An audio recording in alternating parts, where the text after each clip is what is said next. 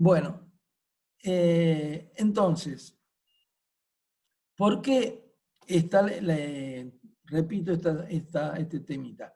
¿Por qué la representación logarítmica? La representación logarítmica es porque es el modo en que nosotros estrictamente escuchamos, percibimos la frecuencia de manera lineal. ¿Y en qué podemos verificar, decía yo, esta audición estrictamente logarítmica, esta percepción estrictamente logarítmica en cuanto al modo de percibir las frecuencias? En la relación frecuencia-intervalo, que nosotros vimos que para percibir octavas sucesivas, nosotros, en vez de multiplicar, de sumar de a 100, multiplicamos y multiplicamos por 2.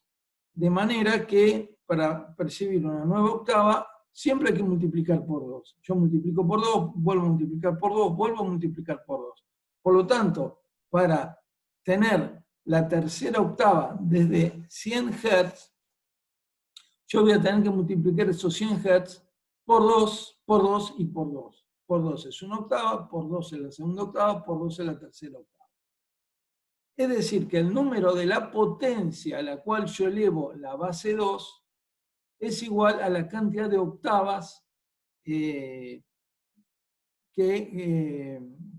digamos, que constituyen el intervalo al cual yo estoy transportando la frecuencia original. Por eso esta representación. Ahora acá no se está representando una escala de armónicos de manera sucesiva. Acá no hay, digamos, de hecho no está representado el tiempo. Entonces, cuando no está representado el tiempo, se da por supuesto que es, bueno, esto es ahora, es el presente, esto es estático, todo esto suena al mismo tiempo. Es decir, que ahora tenemos la serie de los armónicos sonando al mismo tiempo. Acá arriba está dibujada la forma de onda que se supone que se corresponde con esta representación en las dimensiones frecuencia-sonoridad.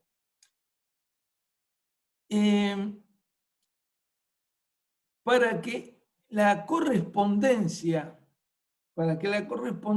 sea exactamente igual, debería haber habido, cosa que es imposible, en la representación, en el gráfico frecuencia-volumen, debería haber habido una infinita cantidad de parciales, una infinita cantidad de componentes, es decir, componente es exactamente lo mismo que parcial. Yo puedo hablar a veces de componente, a veces de parcial, es equivalente.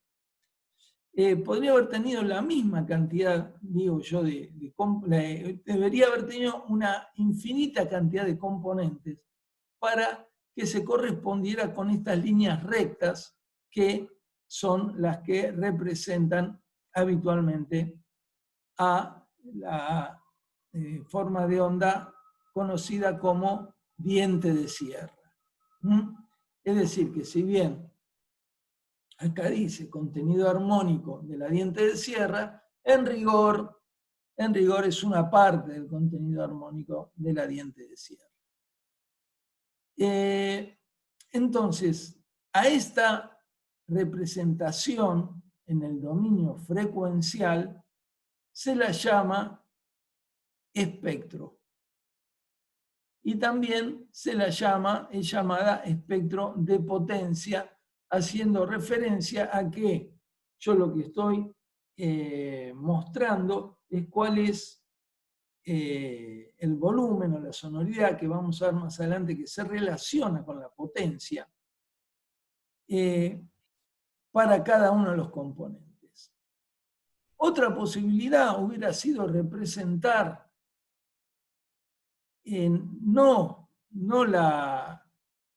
los decibeles, no la potencia, sino representar la fase, discriminando por frecuencias. Lo que ocurre es que habitualmente la fase no es lo más habitual, representar la fase, porque no es demasiado útil en la medida que nuestra percepción de fase es prácticamente inexistente. Si nosotros, aunque haya sonidos con diferentes fases, no vamos a percibir diferencias desde el punto de vista tímbrico. Entonces, yo mencioné ahora la palabra timbre. ¿Por qué mencioné la palabra timbre? Mencioné la palabra timbre porque el espectro está íntimamente relacionado con el timbre.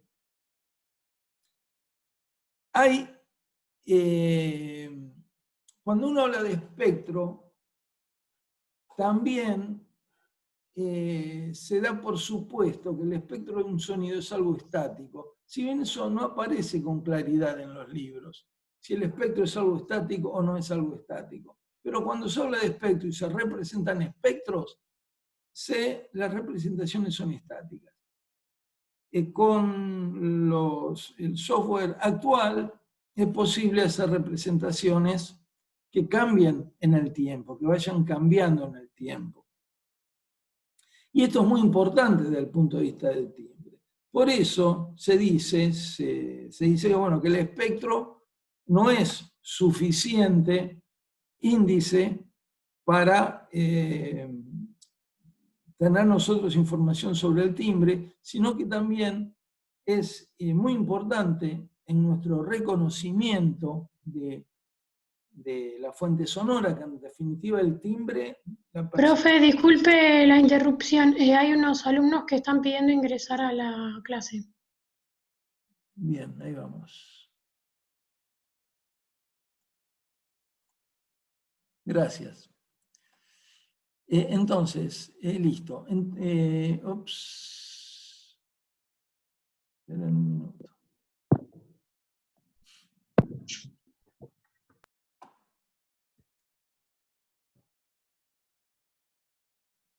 Ok.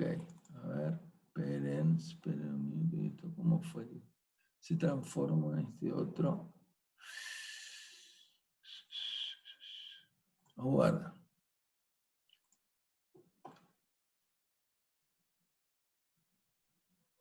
Uy, no me digas. A ver, espera un segundo. Ok.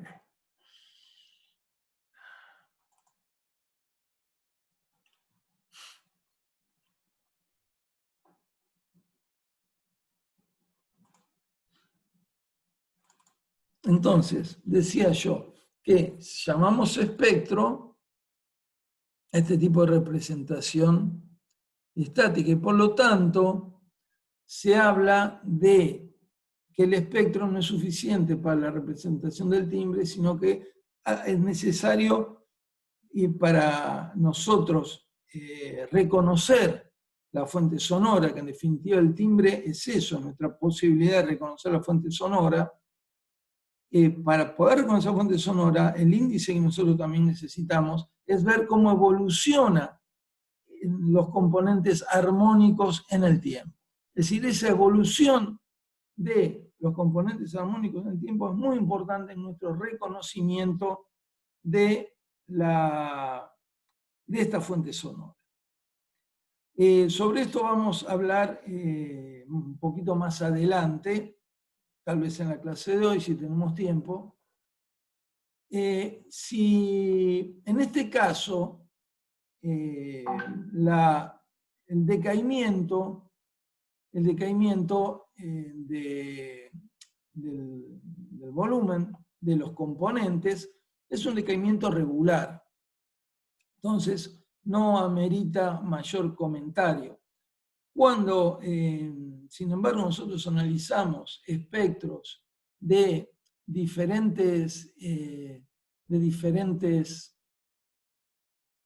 analizamos espectros de diferentes fuentes, vamos a ver que no es tan lineal.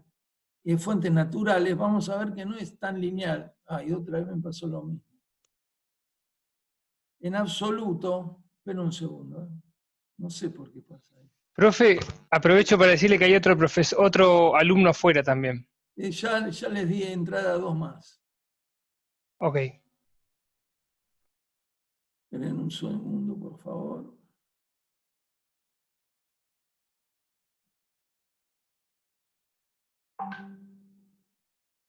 Bueno, no, esto tampoco. Vamos de nuevo. Era esto. Bien. Entonces, decía yo que los sonidos, tomemos por caso análisis espectrales de instrumentos musicales, ¿no? Un violín, un fagot, un oboe. Estos análisis nos van a mostrar que no es tan regular el decaimiento hacia el agudo de las amplitudes de los componentes de los armónicos, sino que tiene un contorno particular, que es irregular, es un contorno particular para cada instrumento, para cada nota, incluso para cada momento del ataque, o de la emisión del sonido, perdón. Esa contorno particular que tiene que ver con las frecuencias y tiene que ver con sus amplitudes, si uno une estas amplitudes con una línea, esa línea se llama envolvente espectral. Entonces, ese es un concepto importante. Digamos que la línea que une las amplitudes de los parciales en la representación en el dominio frecuencial se llama envolvente espectral. Envolvente espectral.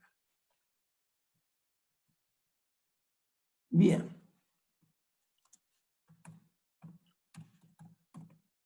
Envolvente espectral. Bueno, ahora vamos a pasar a ver este tipo de representación.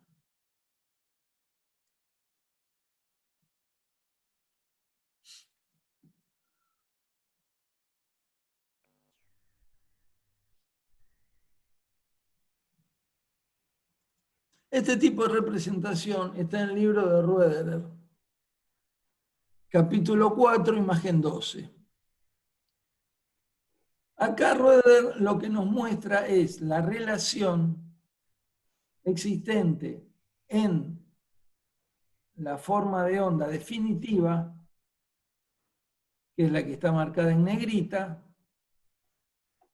y su discriminación en las sinusoides de cuya suma resulta esta forma de onda. Es decir, al sumar punto a punto todas las sinusoides que están mostradas acá en su evolución independiente, es donde tenemos f por 1, f por 2, f por 3, f por 4, f por 5, f por 6.